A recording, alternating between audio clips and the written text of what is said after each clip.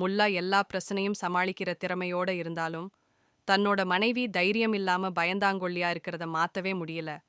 என்னதான் காட்டுக்கு பக்கத்துல இருக்கிற கிராமத்துல இருந்தாலும் முல்லாவோட மனைவிக்கு பய உணர்வு அதிகமா இருந்துச்சு. அவங்க எதுக்கு எடுத்தாலும் பயப்படுறத பார்த்த பக்கத்து வீட்டுக்காரங்க எல்லாரும் அவங்கள கிண்டல் செய்ய ஆரம்பிச்சாங்க.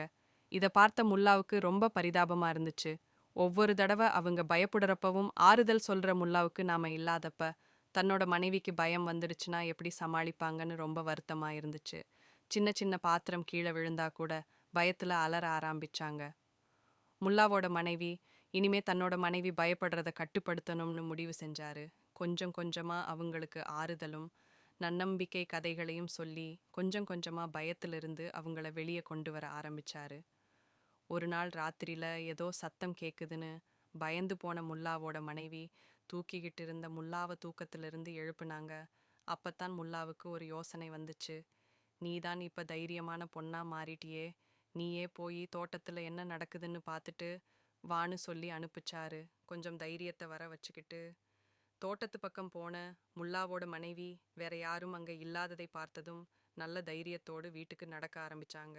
அப்பத்தான் அங்க இருந்த கிணத்துல ஏதோ சத்தம் கேட்டுச்சு. உடனே பதட்டமாகிட்டாங்க.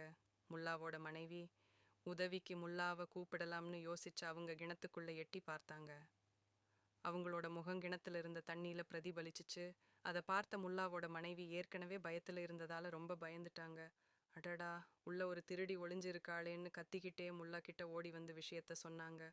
உடனே முல்லா, அது என்ன திருடி கிணத்துக்குள்ளேயா ஒளிஞ்சிருப்பாங்க, நீ பார்த்தியான்னு கேட்டாரு. அப்ப முல்லாவோட மனைவி சொன்னாங்க, ஆமாம், நான் அந்த அம்மாவோட முகத்தை நல்லா பார்த்தேன்னு சொன்னாங்க. உடனே முல்லா வெளியில வந்து கிணத்தை எட்டி பார்த்தாரு. அங்க முல்லாவோட முகம்தான் தெரிஞ்சுச்சு. இத பார்த்த முல்லா என்ன நடந்திருக்குன்றது புரிஞ்சு போச்சு. உடனே இங்க பாரு, அந்த திருடி தன்னோட புருஷனோட திருட வந்திருக்கா, எனக்கு அந்த ஆளோட முகம் தெரியுதுன்னு சொன்னாரு. உடனே முல்லாவோட மனைவியும் சேர்ந்து உள்ள எட்டி பார்த்தாங்க. உடனே முல்லா சொன்னாரு, இப்ப பாரதிய புருஷன் பொண்டாட்டியோட திருட வந்திருக்காங்கன்னு சொன்னாரு. முல்லா துணைக்கு இருக்கிறதால பயம் தெளிஞ்சு நல்லா கிணத்தை பார்த்தப்பாதான் அவங்களுக்கு புரிஞ்சது, இது நம்ம முகமாச்சே, நாம தான் பயத்திலையும் படப்புலையும் தண்ணியில தெரிஞ்ச நம்ம முகத்தை திருடின்னு நினைச்சு இப்படி நடந்துகிட்டமேன்னு வருத்தப்பட்டாங்க.